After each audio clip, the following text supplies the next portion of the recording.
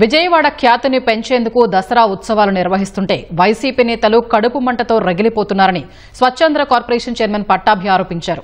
Vijayawada ఉత్సవపై YCP రాక్షసమూక సృష్టిస్తోన్న అడ్డంకుల్ని అధిగమించి ముందుకెళ్తామన్నారు. గొల్లపూడి ఆలయ భూముల్లో విజయవాడ ఉత్సవం నిర్వహణకు సీజే ధర్మాసనం స్టే విధించింది. ఈ నేపథ్యంలో విజయవాడ ఉత్సవంను చట్టపరంగా మరో ప్రాంతంలో అంగరంగ వైభవంగా నిర్వహిస్తామని పట్టాభి స్పష్టం చేశారు.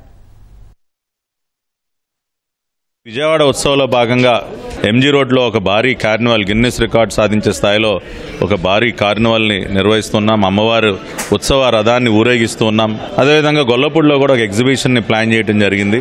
ఎగ్జిబిషన్ సంబంధించి ఏ భూమిలో అయితే మరి ఎగ్జిబిషన్ నిర్వహించదలపెట్టామో మరి కొంత కోర్టు వారు ఒక స్టేని ఇవ్వటం జరిగింది.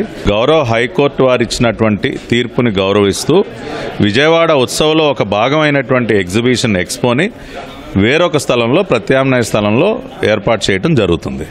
ఇప్పుడు ఒక మంచి జరుగుతుంటే అడ్డుకోవటానికి ఎప్పుడు కూడా సిద్ధంగా ఉండేటటువంటి ఒక రాక్షస మోక ఈ రాష్ట్రంలో ఉన్నటువంటి పరిస్థితి నిజంగా కూడా దురదృష్టం. పురాణాల్లో కూడా ఋషులు మునులు యాగాలు చేస్తుంటే రాక్షసులు అడ్డుదగులుతుండేవాళ్ళు. వాటన్నిటిని అధిగమించి ఆ యాగాలు పూర్తి చేయడం జరిగేది. ఇప్పుడు కూడా ఈ విజయవాడ ఉత్సవ్ నిర్వహణ కొన్ని రాక్షస మోకలు అడ్డుదగులుతున్నాయి.